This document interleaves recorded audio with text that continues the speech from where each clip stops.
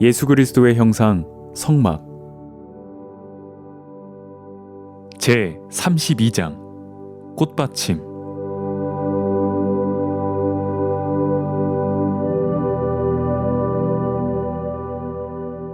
등대는 정금 1달란트로 쳐서 만들되 그 밑판과 줄기와 잔과 꽃받침과 꽃을 한 덩이로 이어지게 하고 가지 6을 등대 곁에서 나오게 하며 가지마다 살구꽃 형상의 잔과 꽃받침이 있게 하였다. 그리고 살구꽃 형상의 잔을 만들 때 꽃보다 꽃받침을 먼저 만들라고 하셨다. 출애굽기 25장 31절에서 40절까지 계속 꽃받침과 꽃을 한 덩이로 연하게 하고 꽃받침과 꽃이 있게 하고 꽃받침과 꽃이 있게 하되 라고 했다. 우리는 꽃을 보고 아름답다고 생각하고 또 꽃을 볼 때는 마음이 즐겁다. 그래서 화분에 심어놓고 보기도 하고 공원이나 길가에도 여러 가지 꽃을 심어놓는다. 사람들이 대부분 꽃에는 관심이 많지만 그 꽃을 바치고 있는 꽃받침에 대해서는 잘 모른다. 예를 들어 사람들에게 국화가 어떻게 생겼어요 하고 물으면 국화는 노란색, 흰색, 자주색이 있으며 라고 대답을 잘 하겠지만 국화의 꽃받침이 어떻게 생겼어요 하고 물으면 대답을 잘 할 수 있는 사람이 거의 없을 것이다. 국화뿐 아니라 장미나 그 외의 꽃들에 대해서도 마찬가지다. 꽃받침은 드러나지 않고 숨겨져 있으면서 꽃이 아름답게 피어서 열매를 맺도록 하는데 밑받침이 되는 일을 한다. 출애굽기 25장 31절 이하에서 정금으로 된 등대를 만들 때 하나님께서 꽃받침에 관한 말씀을 왜 그렇게 많이 하셨는가? 성경의 모든 말씀은 예수 그리스도를 나타낸다. 신약에서는 예수님이 직접 나타나시지만 구약에서는 여러 가지 사물을 통해 그림자와 모형으로 그리스도를 나타내고 있다. 그래서 여러 사물 속에 숨겨져 있는 그리스도를 발견할 수 있다. 많은 사람들의 눈에 보이지 않지만 꽃이 지탱되도록 뒷받침해주는 꽃받침도 우리 신앙의 꽃이 아름답게 피어있도록 뒷받침해주시는 예수 그리스도를 가리킨다.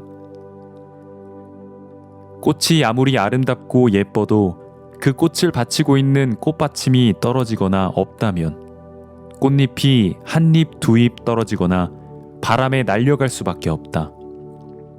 그와 같이 아름답고 귀하고 놀라운 믿음과 은사를 가진 사람들은 그들이 남보다 잘나거나 뛰어나서가 아니라 그들 뒤에 보이지 않지만 꽃받침 되시는 예수님이 계시기 때문이다.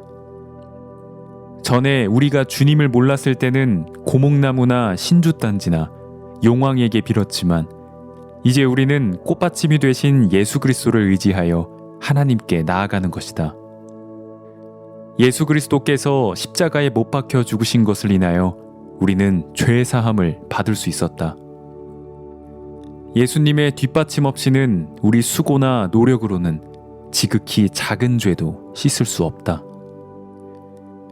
만일 예수 그리스도께서 우리의 받침이 되지 않으신다면 우리의 신앙생활은 자체가 불가능하다.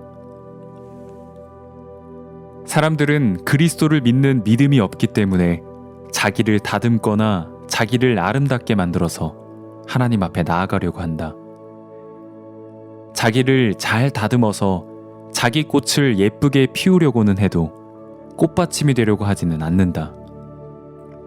그러나 꽃들이 꽃받침 위에 있기에 바람이 불어도 꽃잎이 날려가지 않고 튼튼하게 붙어 있는 것처럼 우리 신앙도 예수 그리스도라는 받침 위에서 안전하게 서 있는 것이다. 죄를 사함받는 것은 우리가 노력해야 하는 것이 아니라 십자가에서 모든 죄를 사해 놓으신 예수님을 믿음으로 죄사함을 얻을 수 있다. 죄사함을 받고 난 이후의 삶도 마찬가지다. 우리가 기도할 때에도 하나님 앞에 충성되게 일했으니까, 지금까지 하나님을 열심히 섬겼으니까 하나님께서 내 기도를 들으시겠지 하거나 오늘은 말씀대로 살지 못했으니까 하나님께서 내 기도를 안 들으실 거야 하고 생각한다면 그것은 하나님을 오해한 데서 비롯된 생각이다. 우리가 죄사함을 얻을 수 있었던 것은 우리 의지나 노력에 의한 것이 아니라 그리스도라는 꽃받침으로 말미암은 것처럼 구원받고 난 후의 신앙생활도 예수 그리스도만이 꽃받침이 되심을 알아야 한다.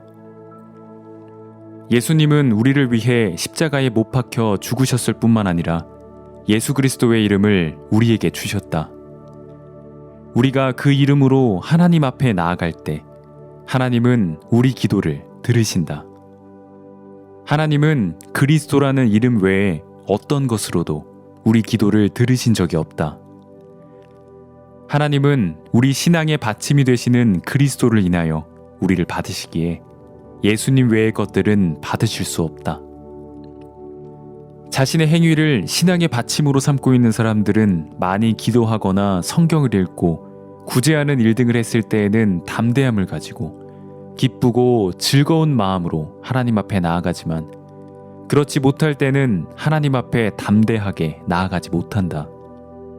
내가 구원받고 주님을 섬기는 동안 종종 사람들에게 내가 예수 그리스도의 보혈로 의롭게 되었다고 간증하면 그러면 당신은 죄를 안 짓습니까?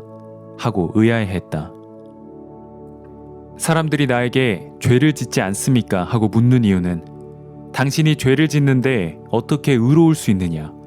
또 의롭다 할지라도 앞으로 죄를 지으면 그 의가 무너지는 것이 아니냐는 것이다. 그러나 우리 행위로는 하나님 앞에서 의롭다 하심을 얻을 수 없다. 만약 행위로 의롭다 하심을 받는다면 우리는 하루에도 몇 번씩 하나님 앞에 부정한 자로 낙인 찍힐 수밖에 없는 인간이다. 우리가 의롭다고 하는 근거는 꽃 뒤에 보이지 않는 꽃받침이 있어서 꽃잎 하나하나를 붙잡아주는 것처럼 예수 그리스도께서 십자가에 못 박히심으로 우리 죄를 사하신 은혜가 받침이 되었기 때문이다. 고린도전서 1장 30절에 너희는 하나님께로부터 나서 그리스도 예수 안에 있고 예수는 하나님께로서 나와서 우리에게 지혜와 의로움과 거룩함과 구속함이 되셨느니라는 말씀이 있다. 예수님은 하나님께로부터 나와서 우리의 지혜, 의, 거룩함, 구속함이 되셨다. 그렇기 때문에 우리는 예수 그리스도를 믿는 믿음으로 주님의 지혜를 누리고 주님의 의를 입고 예수님께로부터 오는 거룩함을 얻는다. 예수님의 구속함이 있었기에 우리 의는 깨뜨려지지 않고 우리 지혜와 거룩함이 유지된다는 것이다. 예수 그리스도와 구원받은 성도를 갈라놓을 수는 없지만 만일 어떤 방법으로 주님과 우리를 갈라놓는다면 우리는 어떻게 될까?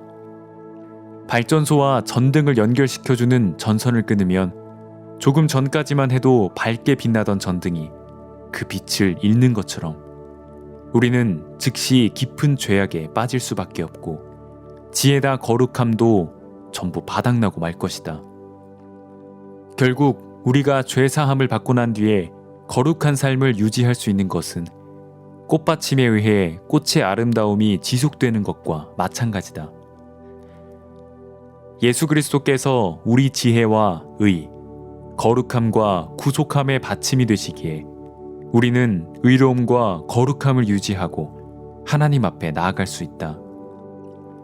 예수 그리스도가 의로 뒷받침해 주신다면 십자가의 강도도 의로워질 수 있고 가늠한 여자도 의로워질 수 있다.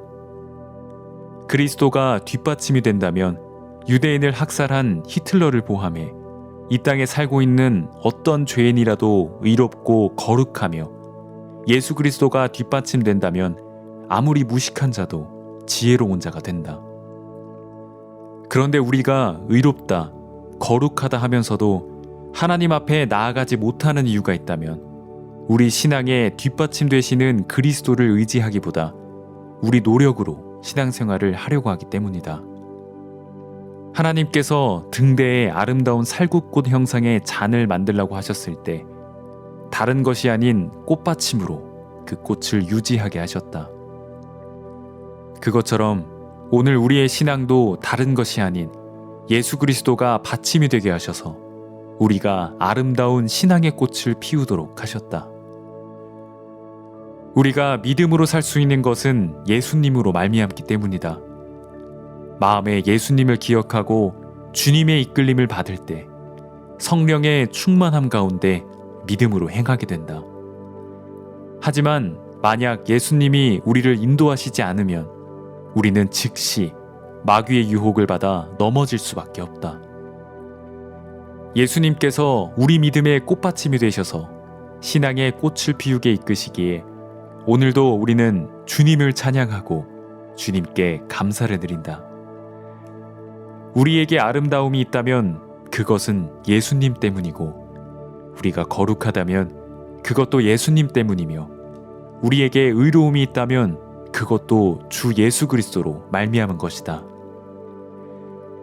우리가 거룩하고 복된 삶을 살 수 있는 것은 성막의 꽃받침이신 예수 그리스도로 말미암은 것임을 기억해야 할 것이다.